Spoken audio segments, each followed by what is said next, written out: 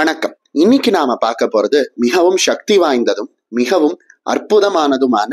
ஷோடச பாஹு நரசிம்ஹாஷ்டகம், அதாவது 16 கை உடைய நரசிம்மர் அஷ்டகம் அப்படின்னு சொல்லப்படக்கூடிய அற்புதமான ஸ்தோத்திரத்தை தான் நாம இப்ப பார்க்க போறோம், கேட்க போறோம். இந்த துதியை நமக்கு கொடுத்தது யாரு அப்படின்னு கேட்டானா விஜயேந்திர தீர்த்த சுவாமிகள் அப்படின்னு சொல்லப்படக்கூடிய மத்வ சம்பிரதாயத்தை சேர்ந்த மிகப்பெரிய உயர்ந்த மகானானவர் தான் நமக்கு இந்த ஸ்தோத்திரத்தை கொடுத்திருக்கார். ஒரு தடவை தீயவர்கள் இந்த விஜயேந்திர தீர்த்த சுவாமிகள் மேல பொறாமை கொண்டு அவருக்கு விஷம் வைக்கணும் அப்படின்னு முடிவு பண்றாங்க. ஆனா அந்த விஜயேந்திர தீர்த்த சுவாமிகள் என்ன பண்றார் அப்படின்னா தன்னுடைய ஞான திருஷ்டி மூலமாக இவங்க விஷம் வைத்ததை கண்டுபிடிக்கிறாங்க. அதுவும் பகவானினுடைய பிரசாதத்துல விஷத்தை கலந்து வச்சத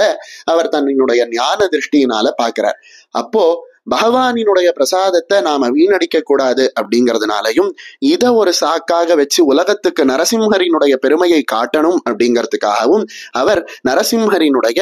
மந்திரத்தை, அதாவது நரசிம்ஹரினுடைய மிகவும் சக்தி வாய்ந்த மூல மந்திரத்தை ஜபித்து கொண்டு அந்த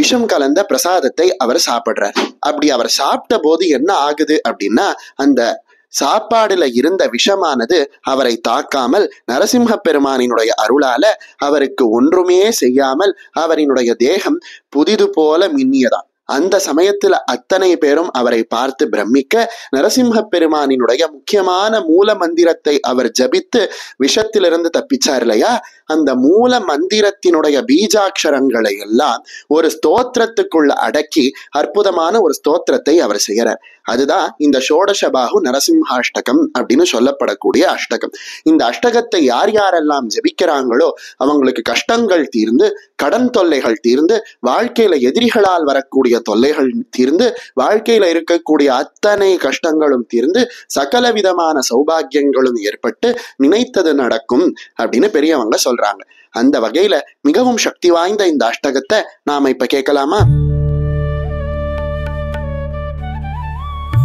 अथ श्री षोडश बाहु नृसिंहाष्टकम् भूखण्डम् वारनाण्डं परवर विरटं डम्पडम्पोरुडम्पं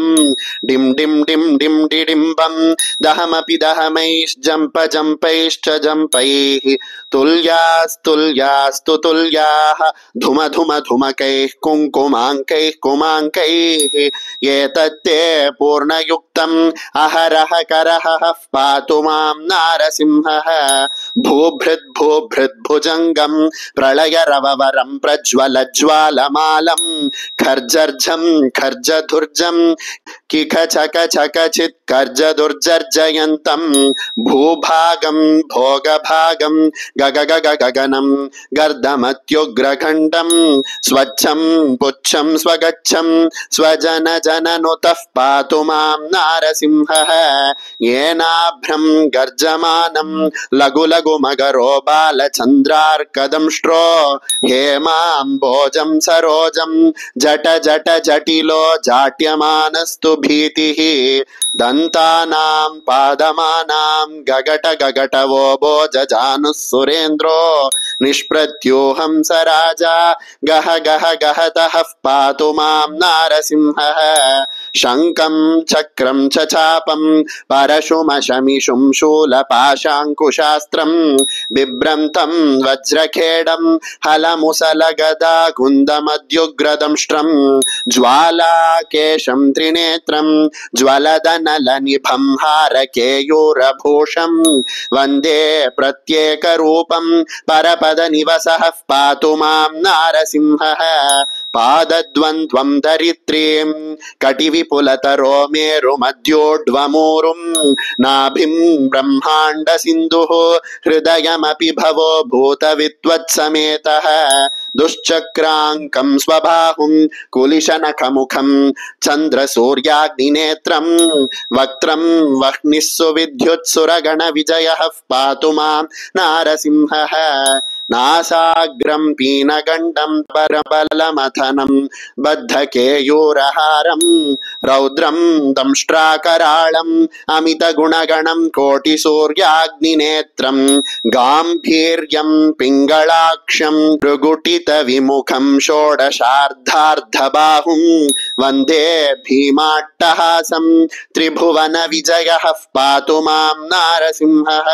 के नृसिंहाष्टके नरवरसदृशं देवभीत्वं गृहीत्वा ते वन्द्यो विप्रदण्डं प्रतिवचनपयायां यनप्रत्यनैषीः शापं चापं च खड्गं प्रहसितवदनं चक्रचक्रीचकेन ओमित्ये दैत्यनादं